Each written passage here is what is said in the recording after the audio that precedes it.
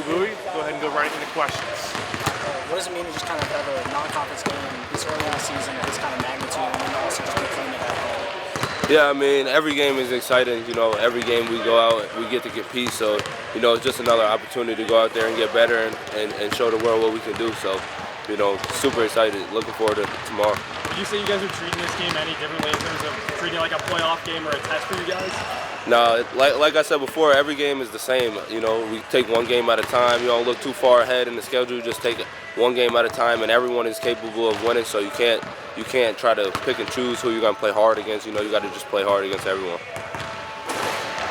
For Dayton, a team with some plus size, how does that dictate how you guys can play out there with four guards? Yeah, I mean, we kind of just focus in on what we got going on in our team, and we work on our strengths and we work on our weaknesses, and we kind of just worry about what we got, and we're going to put our lineups up, and they're going to have to guard us based on who we play. You played nearly the whole game, except for a little bit of foul trouble, scored 27 points. I mean, I know you're in your 5th season, but still, how do you prepare yourself for that kind of heavy workload, game in and game out? Yeah, I mean, it's just preparation with practices, just trusting in my teammates putting in the work coming here, and it's just preparation, and like you said, being a 5-year player, seeing different things, and just, being able to control and pace myself and be able to play those high minutes. When you're playing a team that gets to the rim a lot like Dayton, how do you balance trying to stay aggressive on defense while also staying out of foul trouble, just like avoiding that as you're on that? Yeah, I mean, Dayton's a team that really likes to try to drive the ball. So, we just have to help each other out. It's just going to be a game of communication. But, defense is one of our strengths. And so, I think we'll be fine as long as we communicate and talk. Playing a lot of true freshmen, what have you seen from Jordan so far in the team that you think he's that role behind you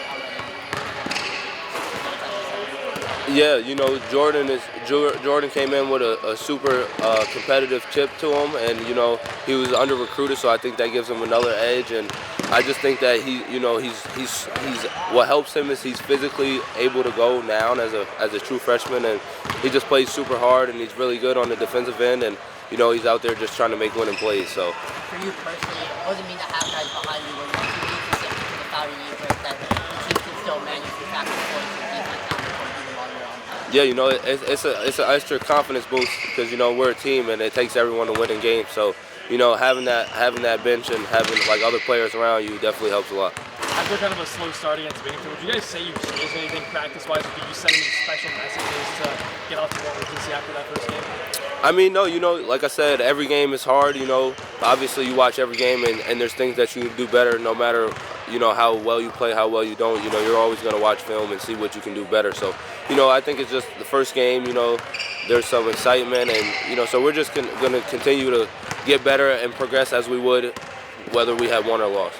First regular season game playing with Ryan, any takeaways from sharing the backcourt with him? Yeah, I mean, I'm super excited to keep sharing the backcourt with Ryan.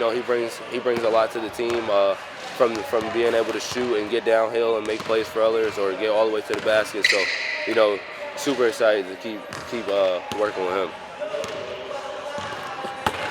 Any more questions? I mean, going into a game against Dayton, Deron Holmes, one of the best centers in the country, was kind of getting the game plan going in, knowing he can kind of step out, make a three, but also play inside. I mean, he's a great player, and we've always played team defense here, so it's kind of just always a team effort. I mean, everybody's got to do their own role, so it's kind of nothing's really different than anything else. Just got to do our part. What does it mean to just kind of have a non-conference game this early in the season with this much magnitude? Yeah, I mean, it's kind of it reminds me a little bit of last year when we went down to Cancun and played against Auburn. It was a great game, and I thought it was a big pivotal moment for how our team was for the rest of the year.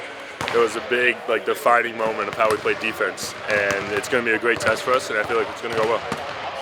Would you say atmosphere-wise it reminds you of more of November type of early games, or even something like March, which you guys actually got that experience? It's kind of both, because last year it kind of sets us up to playing a team that's going to be in March Madness, a team early on. It kind of is like a good setup to see where we are, what we got to work on, and all the different parts of the game that we have to work on as in total.